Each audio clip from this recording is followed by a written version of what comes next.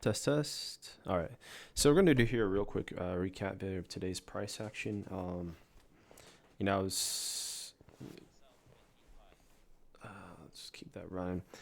So today is probably one of the easiest days you're ever going to trade. If you somehow screwed this up completely, you may want to reevaluate your trading strategy, system, understanding market mechanics, and all that stuff because it's literally rotational.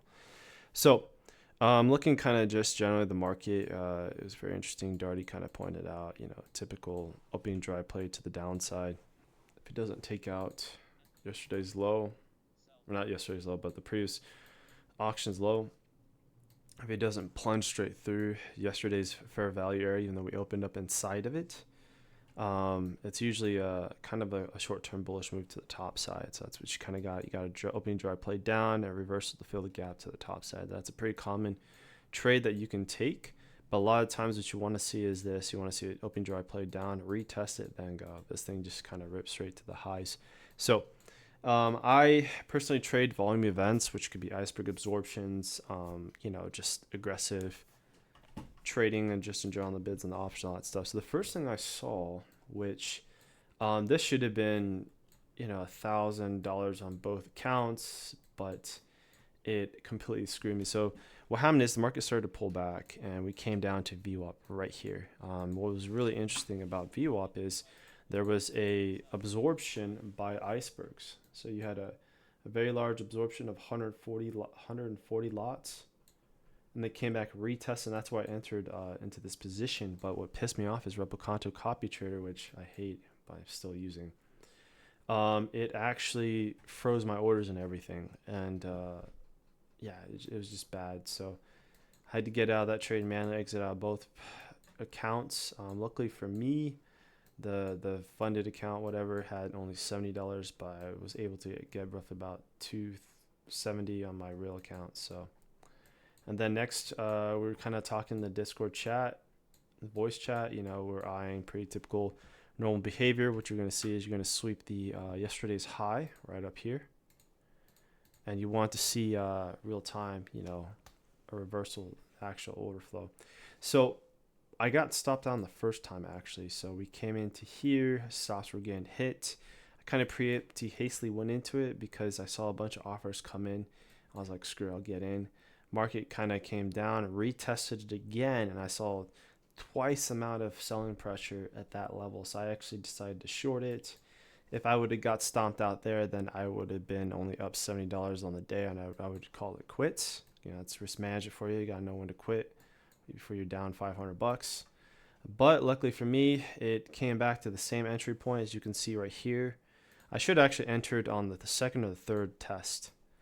That would have been the correct way to enter this trade, not just freaking yellowing it and getting into it. But you had to test. You could have shorted this twice and let it run.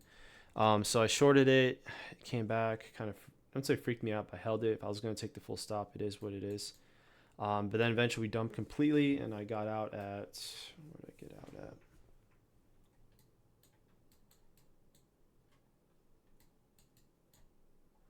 I got out right at 200 and 2030.18. So that's what I got out at.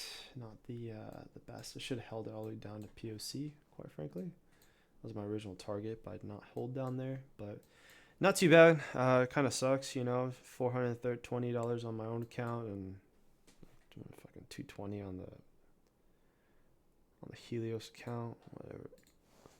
So 230 to be exact. So not too bad, for Tuesday. Yesterday I didn't do very well, but today was a lot better. So I should have way down here because today's rotational as heck, and look, you got the sweep of the lows, and then it's moved all the way back to the highs and blown straight through it. So, but that Replicanto copy trade issue screwed me up, kind of pissed me off. So I was already aggravated.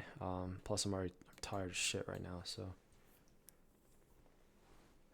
Hello, Jan. But yeah, it's pretty much it. Pretty easy rotational day. I would only trade this mid range if you're seeing large amount of liquidity in the book, for example, like 70, 100, 140. If you're seeing icebergs. The one trade I did wish I took was this trade right here, where we basically came down, swept really low, and the fucking market just swept to the top. So I was eyeing that. I saw an algo actually sweep it back down to the original reversal point, grab stops, and I just stared at like deer in the headlights. So I'm actually, let's see if I could find that 1983. After the fact it's been done, it's really hard to explain why I would have took it, because this sweep down to the downside was literally half a second. But some things you have to eye. So market came down here, started to move up. I believe it was this right here, this little bubble sweep down to the downside right here.